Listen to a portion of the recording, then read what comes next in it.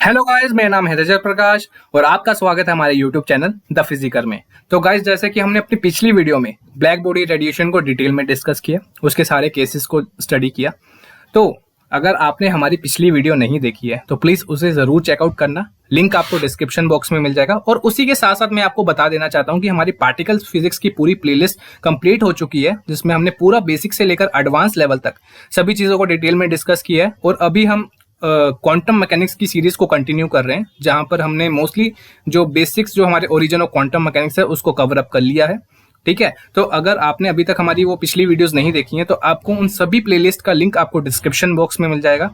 और उसी के साथ साथ मैं आपको बता देना चाहता हूं कि हमारा टेलीग्राम ग्रुप भी बना है, जिसमें मैं पूरा content free of cost upload कर रहा हूं। ठीक है, चाहे आप कंपटीशन एग्जाम्स की तैयारी कर रहे हैं, चाहे कोई भी नोटिफिकेशन हो, सभी चीजों का कंटेंट आपको फ्री ऑफ कॉस्ट वहां पर अपलोड मिलेगा। तो वहां पर भी आपको डिस्क्रिप्शन बॉक्स में उसका लिंक मिल जाएगा, जाके उसको लिंक को क्लिक करके आप ज्वाइन कर सकते हो।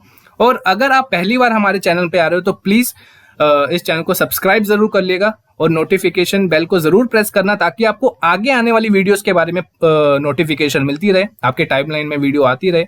और आपको अगर कंटेंट अच्छा लगता हो तो प्लीज लाइक जरूर करना, शेयर करना दूसरे लोगों के साथ भी, क्योंकि ये पूरा content free of cost upload किया जाएगा। जो भी बच्चे बीएससी में हैं या एमएससी एंट्रेंस एग्जाम्स की तैयारी कर रहे हैं, like IIT, JAM, JEST, TFR, BHU, PU, DU and so on. और उसी के साथ साथ एमएससी के बाद CSR, NET, JRF, TFR, JEST जैसे और भी एग्जाम्स की तैयारी कर रहे हैं और साथ साथ इंटरव्यू के लिए भी तैयारी कर रहे हैं, तो उन सभी लोगों के लिए पूरा कंटेंट फ्री ऑफ कॉस्ट यहाँ पर अपलोड किया जाएगा। तो यहाँ पर मेन एम हमारा यही है कि कोई भी बच्चा अपने प्रिपरेशन से वंचित ना रहे। तो कोशिश रहेगी कि पूरा कोर्स यहाँ पर अपलोड किया जाएगा। बस आपका सपोर्ट चाहिए, प्लीज सब्सक्राइब करना और ज्यादा से ज्यादा लोगों के साथ शेयर करना। तो आज के इस वीडियो में गाइस हम हाइजेनबर्ग अनसर्टेनिटी प्रिंसिपल को देखेंगे, बिल्कुल बेसिक से देखेंगे और एडवांस लेवल तक सभी पॉइंट्स को कवर अप करने की कोशिश करेंगे। ठीक है, जो कि आपने नहीं भी देखा होगा। ठीक है, हम बेसिकली यहाँ पर अभी ये देखेंगे कि ओरिजिन किस तरह से हाइजेनबर्ग अनसर्टेनिटी प्रिंसिपल का हुआ, इसकी डेफिनेशन क्या बोलती है, ठीक है, इसके प्रूफ्स कौन कौन से हैं और इसके कॉन्सिक्वेंसेस क्या हैं। ठीक है, तो शुरू से लेकर अंत तक वीडियो को देखना, स्किप मत करना, क्योंकि बहुत ही इंपॉर्टेंट होगा, क्योंकि इससे न्यूमेरिकल्स पूछे जाते हैं और क्वांटम मैकेनिक्स में तो स्पेशली। ठीक है, तो without wasting any more time let's start the video. तो जैसे कि आप देख सकते हैं गाइस, सबसे पहले हम इसके ओरिजिन की तरफ जाएंगे कि सबसे पहले क्लासिकल मैकेनिक्स के अकॉर्डिंग जैसे कि हमें पता है कि कोई पार्टिकल अगर मूव कर रहा है with the definite momentum and position in space, तो हम दोनों पोजीशन या मोमेंटम उस पार्टिकल का फाइंड आउट कर सकते हैं डेफिनेटली। ठीक है, अगर हमें पता है कि कोई भी पार्टिकल है t इज इक्वल टू 0 पे प्रेजेंट है, ठीक है, अगर उसने इतना डिस्टेंस ट्रेवल किया है तो हम उसकी फाइनली वेलोसिटी कैलकुलेट कर सकते हैं और उसी के साथ उसका मोमेंटम भी कैलकुलेट कर सकते हैं, but in the classical mechanics. पर अगर हम क्वांटम मैकेनिक्स की बात करें,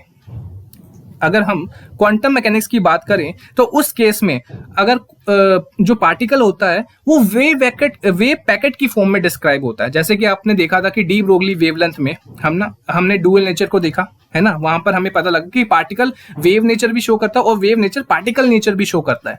पर mostly in the quantum mechanics हमारा जो पार्टिकल है वो वेव नेचर से डिस्क्राइब्ड होता है। ठीक है, तो यहाँ पर कोई भी एक पार्टिकल है बेसिकली वो वेव पैकेट की फॉर्म में होता है, जिसकी लीनियर एक्सटेंशन डेल्टा एक्स के बराबर होती है। ठीक है, linear extension in the sense की मतलब कोई भी वेव है, लाइक ये वेव हो गई, साइनोसॉइडल वेव हो गई। ठीक है, तो ये जो ऊपर वाला क्रस्ट है इसका जो एक्सटेंशन है कहां से कहां तक है, मान लेते हैं डेल्टा एक्स के बराबर हो गया वो। ठीक है, किसके बराबर हो गया, डेल्टा एक्स के बराबर हो गया। तो जो पार्टिकल है वो इस वेव में कहीं पर भी प्रेजेंट हो सकता है ना, क्योंकि पार्टिकल के मूव करने के साथ ही तो उसके साथ कोई वेव एसोसिएट हो रही है ना। तो इस वेव में, इस अपर वेव में कहीं पर वो पार्टिकल प्रेजेंट हो सकता है। और जैसे कि हमने बोला था कि श्रोडिंगर ने जिस तरह से बताया था कि कोई भी पार्टिकल अगर मूव करेगा तो वो ग्रुप ऑफ वेव्स में मूव करता है ना, वो पार्टिकल उन मल्टीपल वेव्स में कहीं पर भी प्रेजेंट हो सकता है और उसी की वेलोसिटी से आगे मूव कर रहा है। तो इस चीज में यहाँ पर डिस्क्राइब करने की कोशिश की गई है कि क्वांटम मैकेनिक्स में कोई भी पार्टिकल हम वेव पैकेट की फॉर्म में रिप्रेजेंट करते हैं, जिसका लीनियर एक्सटेंशन क्या है, डेल्टा एक्स, और वो पार्टिकल उस वेव में कहीं पर भी प्रेजेंट हो सकता है और वो ग्रुप वेलोसिटी की मदद से मूव करता है। ठीक है, जो उसे वेलोसिटी मिलती है वो ग्रुप वेलोसिटी जो वेव्स होती हैं उसी की वजह से जो वेलोसिटी गेन होती है उसके कारण ही वो आगे मूव कर रहा होता है। Is it clear? चलो आगे देखते हैं। तो मैक्स बोर्न की प्रोबेबिलिटी इंटरप्रिटेशन के अकॉर्डिंग उन्होंने ये बोला कि जो भी पार्टिकल होता है ना वो कहीं भी फाइंड आउट हो सकता है with in the wave packet, जैसे कि अभी मैंने बताया। ठीक है, तो वो इसका मतलब ये हुआ कि जो पोजीशन होती है हमारे पार्टिकल की वो अनसर्टेन है। कहां पर? With in the limit of delta x, मतलब डेल्टा एक्स के बीच में। मान लो कोई भी वेव है यहाँ पर, ठीक है, और इसका जो डेल्टा एक्स अभी मैंने बताया था, ठीक है, delta x is the linear extension. तो पार्टिकल कहीं पर भी प्रेजेंट हो सकता है, इधर यहां पर भी हो सकता है, यहां पर भी हो सकता है, यहां पर भी हो सकता है, यहां पर भी, कहीं पर भी हो सकता है ना। तो उसकी पोजीशन अनसर्टेन है, हम नहीं बता सकते कि पर्टिकुलरली वो पार्टिकल कहां पर भी प्रेजेंट हो सकता है, but with in the wave वो कहीं पर भी प्रेजेंट जरूर हो सकता है। ठीक है, इज इट क्लियर? चलिए आगे देखते हैं। तो जो भी हमारी वेव पैकेट फॉर्म्ड होगी by the super position of large number of waves, जिनकी डिफरेंट वेवलेंथ होगी, तो वो वेवलेंथ और वो वेव पैकेट हम ये नहीं बोल सकते कि वो डेफिनेट है। ठीक है, जैसे कि आपने अगर हमारी पिछली वीडियोस देखी होंगी life for the group velocity और फेज वेलोसिटी में, तो उसमें हमने डिस्पर्सन रिलेशंस भी देखे थे, है ना। नॉन डिस्पर्सिव मीडियम में, डिस्पर्सन मीडियम में किस तरह से हमारी वेवलेंथ वेरी होती हैं। आपको याद होगा कि नॉन डिस्पर्सन मीडियम में हमारी वेवलेंथ नहीं वेरी होती हैं, पर डिस्पर्शन मीडियम में वेवलेंथ वेरी होती हैं। ठीक है, तो वही केस है कि अगर हम नॉन डिस्पर्शन मीडियम की बात करें तो डिफरेंट वेवलेंथ वेव की जो डिफरेंट वेव्स होंगी जो एसोसिएटेड होंगी किसी पार्टिकल के साथ, तो उसके साथ डिफरेंट वेवलेंथ भी उसके साथ होंगी, है ना। तो उसके अकॉर्डिंग जो भी वेव पैकेट होंगी, हमें नहीं पता कि उसकी पोजीशन उस वेवलेंथ के अकॉर्डिंग किस तरह से वेरी करेगी हमारे पार्टिकल की। हमारा पार्टिकल डिफरेंट वेवलेंथ के अकॉर्डिंग किस तरह से अनसर्टेन रहेगा ये हम कह नहीं सकते। ठीक है, पर हम ये कह सकते हैं कि जो हमारा वेवलेंथ है वेव पैकेट का, जो हमारा वेवलेंथ है वेव पैकेट का, वो कहां पर लाई कर सकता है? लैम्डा से लेकर लैम्डा प्लस डेल लैम्डा के बीच में लाई कर सकता है ना। अगर हम सिंगल वेव की बात कर रहे होते तो उस केस में हम कह सकते हैं कि उस वेव की जो वेवलेंथ है लैम्डा है, और पार्टिकल उस वेवलेंथ के बीच में कहीं पर भी प्रेजेंट हो सकता है, उस वेव की वेवलेंथ में कहीं पर भी प्रेजेंट हो सकता है। बट जब हम मल्टीपल वेव्स की बात करते हैं, ग्रुप ऑफ वेव्स की बात करते हैं, तो उस केस में जब सभी की वेवलेंथ डिफरेंट होती है तो हम ये प्रेडिक्ट कर सकते हैं कि उसकी जो वेवलेंथ रेंज है वो किसके बराबर है? लैम्डा से लेकर लैम्डा प्लस डेल लैम्डा के बराबर है, और इस रेंज के बीच में कहीं भी हमारा पार्टिकल प्रेजेंट हो सकता है। Is it clear to you? चलिए, तो मान लेते हैं अगर कोई भी पार्टिकल मूव कर रहा है और उसका कोई मोमेंटम p है और वेवलेंथ लैम्डा है, तो आपको पता है डी ब्रोगली रिलेशन, जिसमें उसने मोमेंटम को डिस्क्राइब किया था p is equal to h upon lambda, है ना। p is equal to h upon lambda. अगर हम अनसर्टेनिटी देख रहे हैं, अगर हम मोमेंटम और वेवलेंथ में अनसर्टेनिटी देख रहे हैं, क्यों देख रहे हैं? क्योंकि हमारी डिफरेंट वेवलेंथ्स है, वेवलेंथ्स वेरी हो रही है, चेंज हो रहा है वेवलेंथ में, और उसके अकॉर्डिंगली हमारा जो पार्टिकल मूव करेगा उसके अकॉर्डिंगली उसका मोमेंटम भी चेंज होगा, है ना। तो अगर हम डिफरेंशिएट करेंगे इसको, स्मॉल चेंजेस को देखेंगे, तो हमारा delta p is equal to minus, differentiate करें दोस्तों, ठीक है, minus h upon lambda square del lambda, है ना। डिफरेंशिएट करेंगे अगर लैम्डा को उसके रिस्पेक्टिवली, तो आपको पता है उसको किस तरह से डिफरेंशिएट करते हैं, ये तो नॉर्मल डिफरेंशिएशन है ना। तो जिस तरह से हमारी वेवलेंथ वेरी कर रही थी लैम्डा से लेकर लैम्डा प्लस डेल लैम्डा के बीच में, उसी तरह हमारा मोमेंटम भी तो वेरी करेगा। कहां से कहां? p से p प्लस लैम्डा p के बीच में वेरी करेगा। Is it clear? है ना, क्योंकि लैम्डा और जो मोमेंटम है वो एक दूसरे से इंटर रिलेटेड है, भले ही प्रोपोर्शनल इनवर्सली प्रोपोर्शनल है, पर वो इंटर रिलेटेड है। तो जिस तरह से हमारा वेवलेंथ भी लैम्डा से लेकर लैम्डा प्लस डेल लैम्डा के बीच में वेरी कर रहा था, उसी तरह हमारा मोमेंटम भी वेरी करेगा। कहां से कहां? p से p plus del lambda p के बीच में वेरी करेगा। Is it clear? ठीक है, ये ओरिजिन हम देख रहे हैं कि किस तरह से ये सारी चीजें आई, तब जाके अनसर्टेनिटी प्रिंसिपल बना, है ना। क्योंकि हमें पता है कि हमारा पार्टिकल वेव नेचर शो करता है हमारे क्वांटम मैकेनिक्स में, है ना। तो there is a uncertainty in the delta, uncertainty in the position of the particle as well as uncertainty in the corresponding momentum। Obvious ही बात है कि हमारे वेव नेचर जो पार्टिकल शो कर रहा है, तो दोनों के केस में, चाहे वो पोजीशन की बात करें चाहे वो मोमेंटम की बात करें, दोनों ही केस में हमारी अनसर्टेनिटी रहेगी। अगर हम एक को फाइंड आउट करने की कोशिश करेंगे तो दूसरा हमारे लिए अनसर्टेन रहेगा। अगर हम डेल्टा p को फाइंड आउट करेंगे तो हमारा डेल्टा x अनसर्टेन रहेगा। अगर डेल्टा x को फाइंड आउट करने की कोशिश करेंगे तो हमारा डेल्टा p अनसर्टेन रहेगा। Is it clear? चलिए हम थोड़ा आगे देखते हैं ताकि आपको और क्लियर हो सके कि हम बोलना क्या चाह रहे हैं। ठीक है, तो मान लेते हैं कि हमारे पास मल्टीपल वेव्स हमारी सुपर इम्पोज्ड हो रही हैं, हमारी मल्टीपल वेव्स सुपर इम्पोज्ड हो रही हैं, और उनका जो रेंज है वो डेल लैम्डा के बराबर है। उसका जो रेंज है वो डेल लैम्डा, मतलब change in lambda, del lambda basically represent the change in lambda, क्योंकि मल्टीपल वेव्स हैं, डिफरेंट वेवलेंथ्स की हैं, ठीक है, तो वो भी इंक्रीज होगी, है ना। डिफरेंट वेव्स आएंगी, मान लेते हैं कि एक वेव है वो 5 सेंटीमीटर की है, दूसरी वेव है 10 सेंटीमीटर की, तीसरी वेव है 7 सेंटीमीटर की, चौथी वेव है 15 सेंटीमीटर की। तो बेसिकली हमारा वेवलेंथ ही तो वेरी कर रहा है, चेंज हो रहा है ना। अगर बहुत सारी वेव सुपर इम्पोज हो रही है तो वेवलेंथ तो चेंज हो गया, पर उसके साथ साथ उसकी लीनियर स्पीड भी हमारी वेव पैकेट की डिक्रीज हो जाएगी, मतलब पोजीशनिंग हमारी पार्टिकल की डिक्रीज हो जाएगी। मतलब क्या है इसका, मान लेते हैं कि कोई चौड़ी सड़क है, ठीक है, मान लेते हैं कोई चौड़ी सड़क है और उस केस में हमारा पार्टिकल, बहुत सारे पार्टिकल्स हैं, मतलब पार्टिकल मूव कर रहा है, तो उस केस में उस चीज की अनसर्टेनिटी क्या रहेगी, इंक्रीज हो जाएगी, मतलब उसको प्रिडिक्ट करना बहुत मुश्किल हो जाएगा। उस केस में it appear to be slow, उसकी लीनियर स्पीड डिक्रीज हो जाएगी, है ना, क्योंकि रास्ता बहुत बड़ा है, बहुत बड़ा है। अगर दूर से देखोगे तो आपको लगेगा ये तो बहुत स्लोली मूव कर रहा है ना, पर बेसिकली क्या है कि वो तेजी से ही मूव कर रहा होता है। बट हम अगर ऊपर से देखें, ठीक है, क्योंकि हम बहुत क्वांटम मैकेनिक्स में हम दूर से देख पाते हैं, तो हम अपीयर होता है कि हमारा जितनी वेवलेंथ ज्यादा होगी उतनी हमारी जो लीनियर स्पीड है, जो पोजीशनिंग है पार्टिकल की, वो डिक्रीज होती जाती है, ठीक है। उसको फाइंड आउट करना बहुत मुश्किल हो जाता है, जैसे कहते हैं भूसे के ढेर में अगर सुई ढूंढना हो, वही बराबर हो जाता है, ठीक है। तो वही चीज यहाँ पर बोली गई है। पर साइमल्टेनियसली क्या होगा कि उसका जो मोमेंटम होगा वो इंक्रीज हो जाएगा। क्यों? क्योंकि अभी तो हमने बताया कि हमारा जो डेल्टा पी है और डेल लैम्डा है वो हमारा प्रोपोर्शनलिटी है। अगर हमारा वेवलेंथ इंक्रीज कर जाएगा, अगर हमारा वेवलेंथ इंक्रीज करेगा तो हमारा मोमेंटम भी क्या करेगा, इंक्रीज ही होगा, है ना। तो अगर there is uncertainty in the wavelength तो हमारा मोमेंटम भी क्या हो जाएगा, वो भी अनसर्टेन होगा, वो भी इंक्रीज कर जाएगा, है ना। Is it clear? यहाँ पर बस बेसिकली यही बोलने की कोशिश की है कि बहुत सारे अगर वेव आपस में सुपर इम्पोज हो जाएंगे तो उनकी वेवलेंथ भी इंक्रीज हो जाएगी। वेवलेंथ के इंक्रीज होने से हमारी जो लीनियर स्पीड है वो डिक्रीज हो जाएगी, है ना। बहुत सारी वेव सुपर इम्पोज होने के कारण क्या हो जाता है कि पार्टिकल की पोजीशनिंग फाइंड आउट करने में बहुत मुश्किल होती है, ठीक है, उसकी प्रोबेबिलिटी फाइंड आउट करनी बहुत ही मुश्किल हो जाती है, वो डिक्रीज हो जाती है। पर उसका मोमेंटम इंक्रीज जरूर होगा। क्यों? क्योंकि हमारा प्रोपोर्शनलिटी फैक्टर यहाँ पर काउंट होगा, delta lambda is proportional to delta P, ठीक है, ये चीज यहाँ पर काउंट हो रही थी, दैट्स वाई हमने ये कंसीडर किया। Is it clear? चलिए आगे बढ़ते हैं।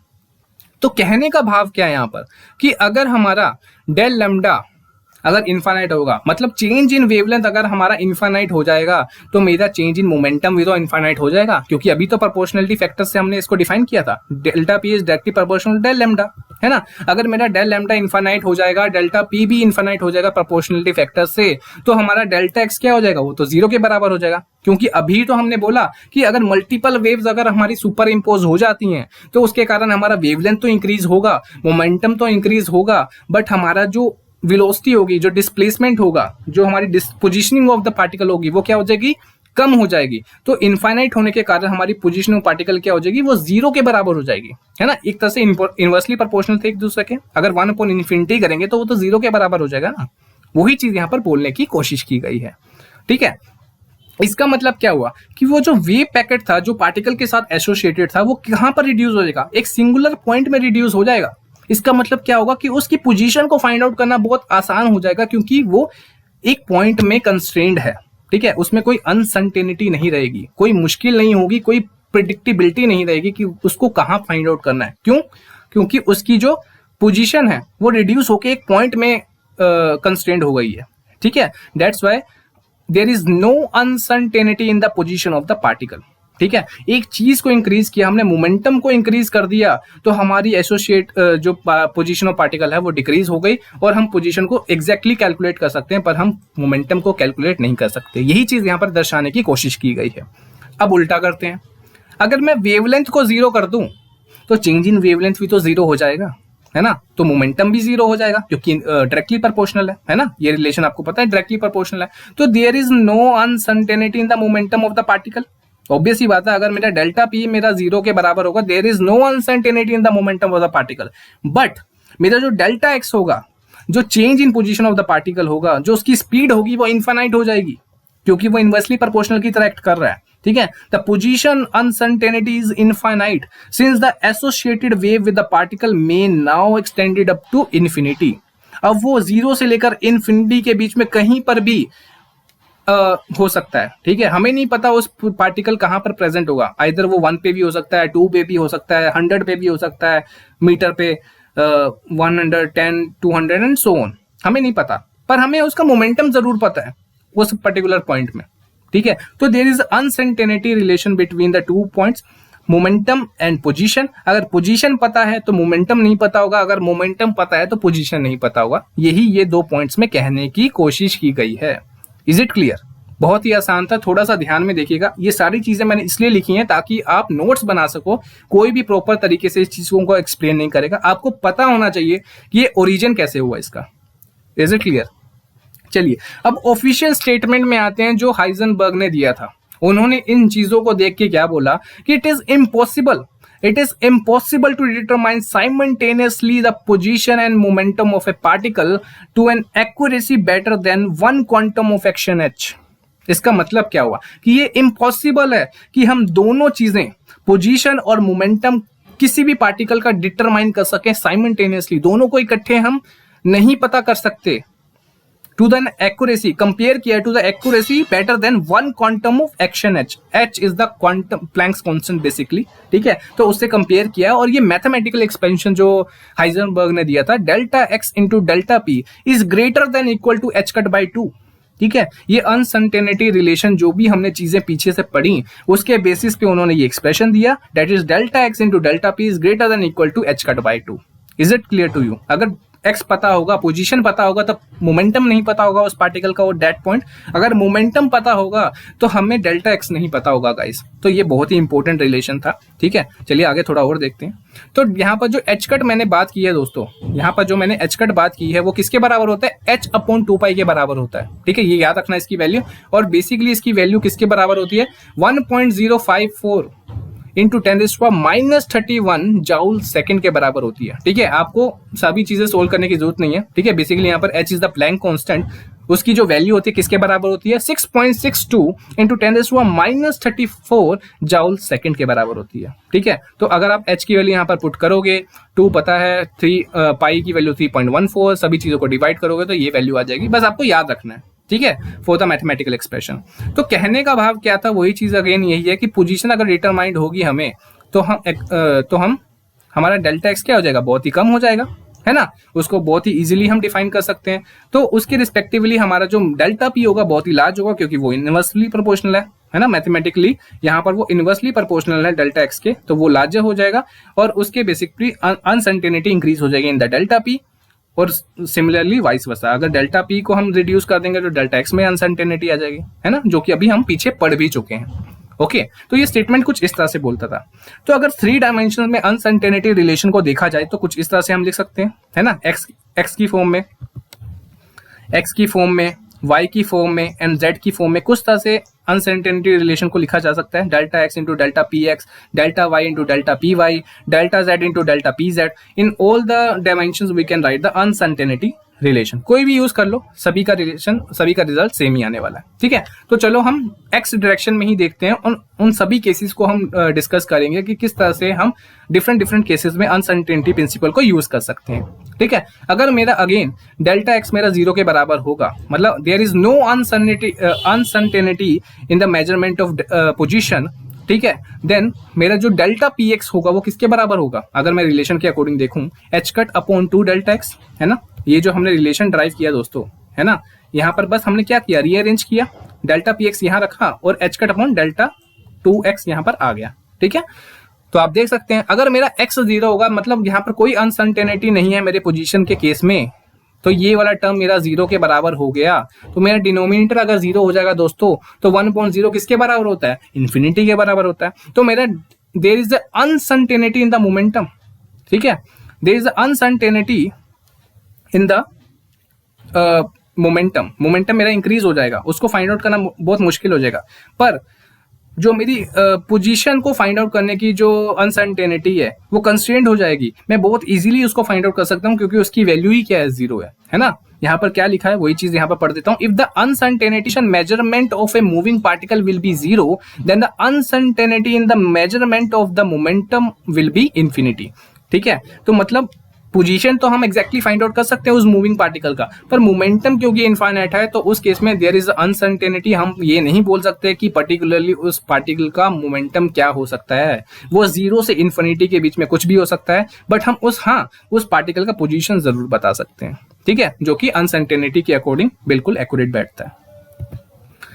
तो अगर हम उल्टा कर लें, वाइस वर्सा कर लें, अगर हम momentum of a moving particle को एट इंस्टेंट डिटरमाइन कर सकते हैं एक्यूरेटली डिफाइन करने का मतलब क्या होता है कि डेल्टा पी एक्स इज 0 के बराबर होगा दोस्तों, है ना। किसी एक पॉइंट में स्टेशनरी होगा तो उस केस में हम बता सकते हैं कि उसका मोमेंटम क्या हो सकता है ना।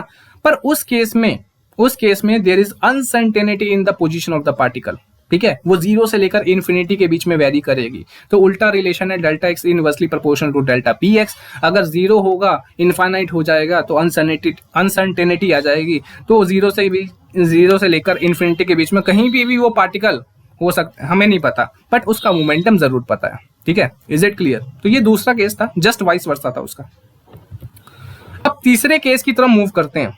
सपोज करते हैं कि हमारा जो पार्टिकल है उसका मास m है और वो मूव कर रहा है along the x direction with the velocity vx, ठीक है, और उसका मोमेंटम क्या है px, ठीक है। तो आपको मोमेंटम पता है किसके बराबर होता है ना, mv के बराबर, क्योंकि हम x डायरेक्शन की बात कर रहे हैं तो यहाँ पर px इजिकल टू mvx के बराबर हो जाएगा, ठीक है।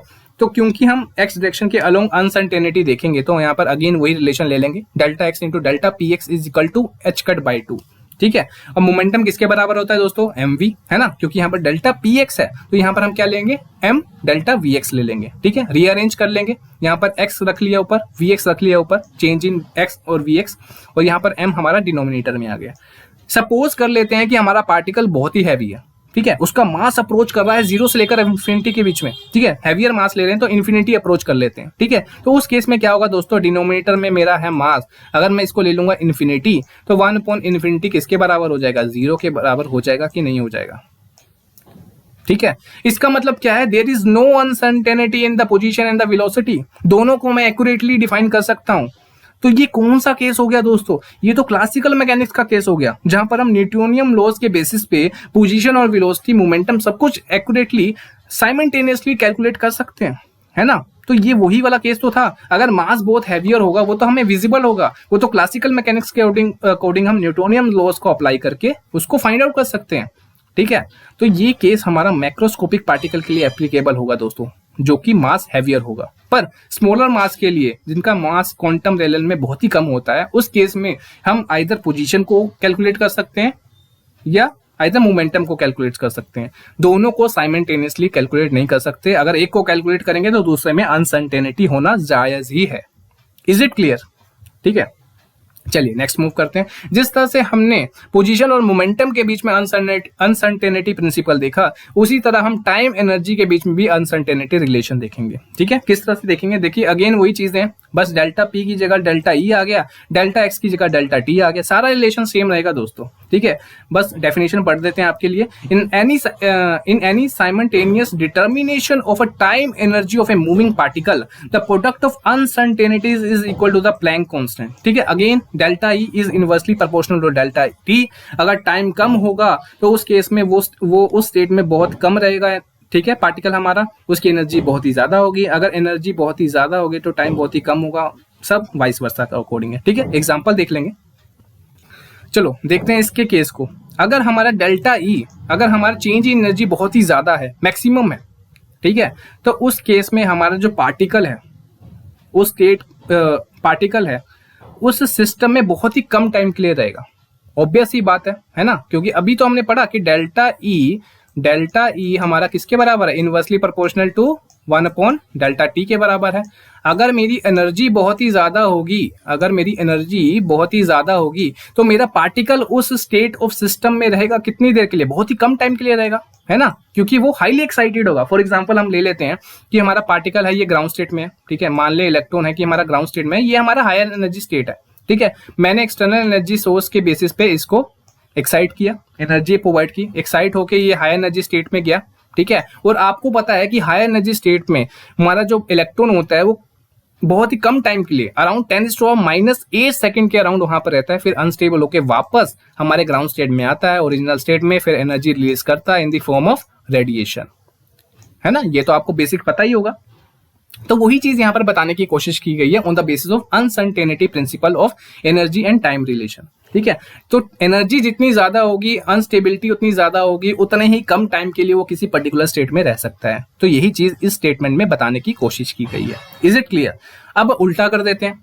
अगर हमारा टाइम इंटरवल बहुत ही ज्यादा है, कोई भी पार्टिकल बहुत ही ज्यादा टाइम के लिए हमारा उस स्टेट ऑफ सिस्टम में रह रहा है, इसका मतलब क्या हो गया कि उस पार्टिकल की एनर्जी बहुत ही कम है, इसी कारण तो उस स्टेट में ज्यादा टाइम के लिए वो रह रहा है। तो there is minimum uncertainty in the measurement of energy, मतलब मेजर कर सकते हैं बहुत, पर अनसर्टेनिटी बहुत ही कम होगी।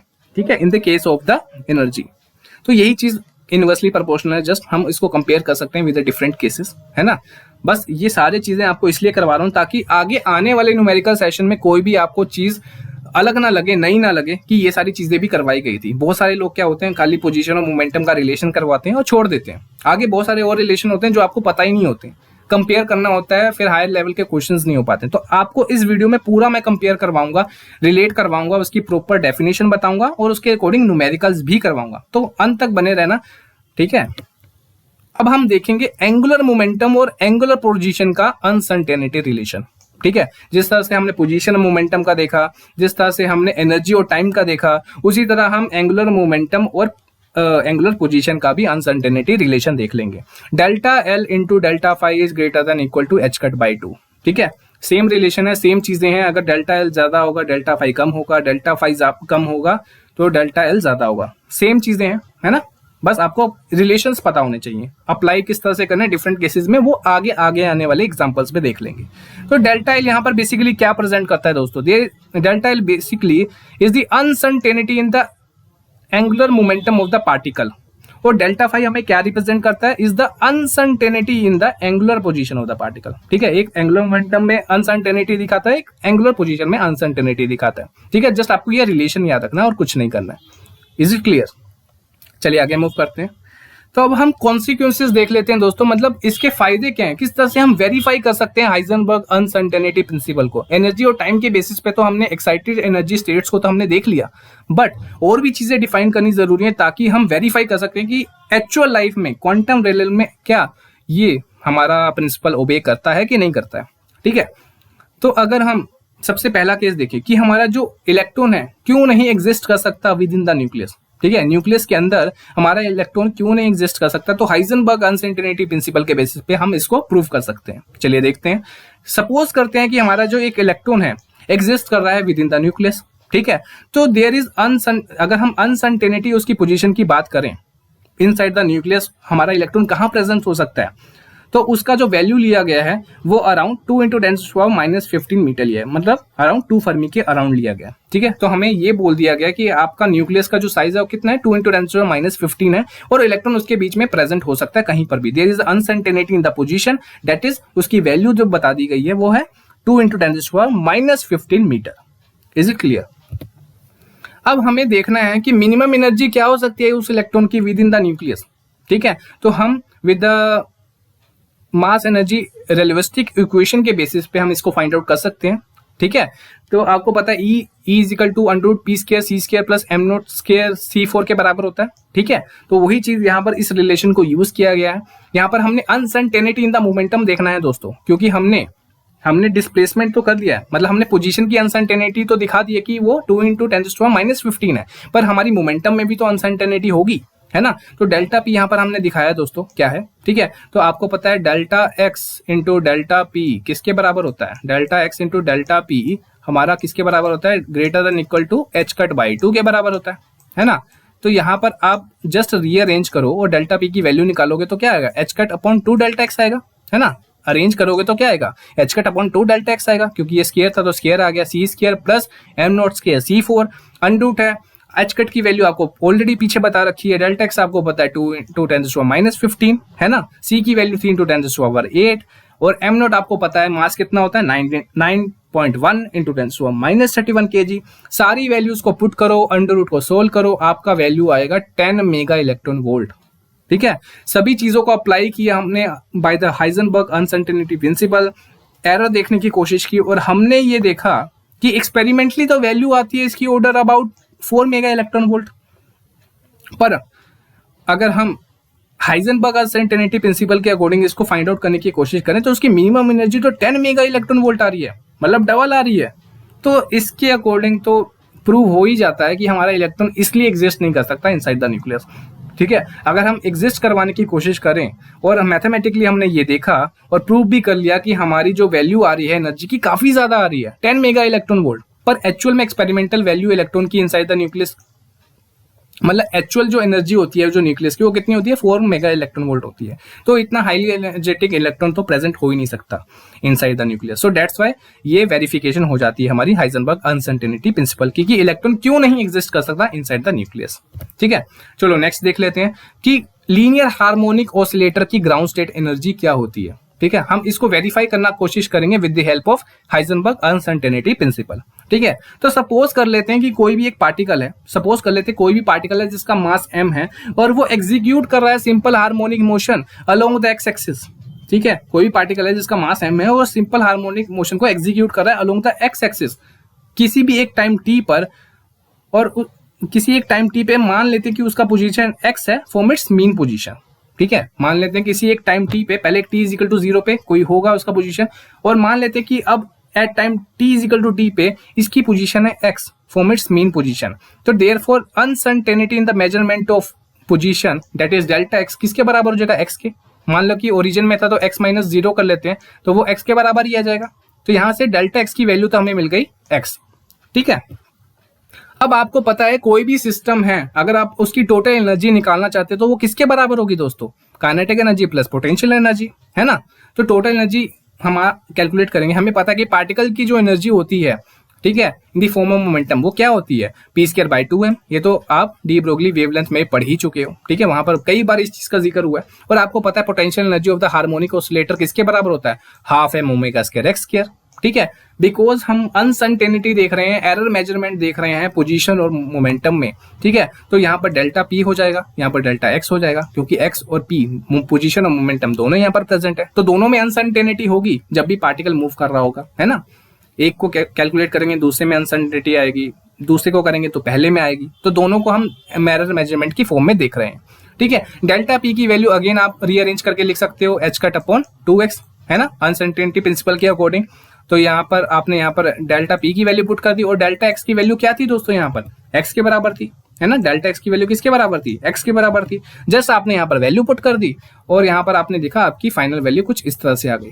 बट आपको तो ग्राउंड स्टेट की एनर्जी निकालनी है हार्मोनिक ऑसिलेटर की, मतलब मिनिमम एनर्जी निकालनी है। तो मिनिमम एनर्जी के लिए क्या करते हैं दोस्तों, आप डिफरेंशिएट करेंगे। ठीक है, क्योंकि यहाँ पर पोजीशन है, यहाँ पर x के रिस्पेक्टिवली आपका टोटल एनर्जी आ रहा है, तो उसको डिफरेंशिएट करोगे विद रिस्पेक्ट टू x और उसको कंपेयर करोगे, इक्वल करोगे इक्वल टू 0, तो आपकी मिनिमम एनर्जी कैलकुलेट हो जाएगी, है ना। तो कोई भी चीज के लिए आप इस तरह से आप कैलकुलेट कर सकते हो। आपने डिफरेंशिएट किया इस ऊपर वाली इक्वेशन को विद रिस्पेक्ट टू x, यहाँ पर x² की वैल्यू आ गई आपके पास कुछ इस तरह, that is x² is equal to h²/2m⍵। ठीक है, अब यही x² की वैल्यू ऊपर वाली वैल्यू में पुट कर दो यहाँ पर और यहाँ पर। ठीक है, इन दोनों में आप टोटल एनर्जी में वैल्यू पुट कर दो x² की, जो कि आपने मिनिमम एनर्जी के बेसिस पे रिलेशन निकाला, और फाइनली आप देखोगे कि आपकी वैल्यू क्या आ रही है, ½ h⁻ की वैल्यू आ रही है दोस्तों, जो कि बिल्कुल सही है। अगर आप nth हार्मोनिक ऑसिलेटर का रिलेशन देखोगे तो आपको याद होगा, अगर आपने क्लासिकल मैकेनिक्स सही से देखी है, डुलोंग-पेटिट लॉ या वो सारी एनर्जी लेवल्स के लिए, तो आपका रिलेशन क्या आएगा, n + ½ h⁻, n + ½ h⁻ आता है इसका वैल्यू। ठीक है, इसका मतलब क्या हुआ, for the ground state energy जब n की वैल्यू 0 होगी तो उस केस में आपका जो मिनिमम एनर्जी होगा हार्मोनिक ऑसिलेटर का वो किसके बराबर होगा, ½ h⁻ के बराबर होगा, है ना, जो कि बिल्कुल सही भी है ना। तो ये यहाँ पर वेरिफिकेशन हो जाता है हमारा हाइजेनबर्ग अनसर्टेनिटी प्रिंसिपल का, जिसमें हमने देखा कि हमारी किस तरह से हमारे existence of electron with in the nucleus और हार्मोनिक ऑसिलेटर का जो रिलेशन है बिल्कुल वेरीफाई हो गया for the ground state energy. तो यहाँ पर हमने बेसिक से लेकर एडवांस लेवल तक सभी चीजों को डिटेल में डिस्कस कर लिया, सभी कॉन्सिक्वेंसेज देख लिए, ओरिजिन देखा, स्टेटमेंट को डिस्कस किया, सभी केसेस को देखा। ठीक है, तो अगर आपको पूरी वीडियो समझ आई, अगर आपको पूरा लेक्चर अच्छा लगा हो तो प्लीज लाइक जरूर करना, सब्सक्राइब जरूर करना और ज्यादा से ज्यादा लोगों के साथ शेयर करना, ताकि वो भी इन लेक्चर्स का फायदा उठा सकें। ठीक है, आगे मैं पूरा कोशिश करूंगा कि अगले 6 महीने तक, 6 महीने के बीच में मैं कम से कम 4 या 5 सब्जेक्ट्स कंप्लीट करवा सकूं, ताकि आपके सारे कंसेप्ट क्लियर आउट हो सकें। ठीक है, तो मिलता हूं आपको नेक्स्ट लेक्चर में। Till then good bye.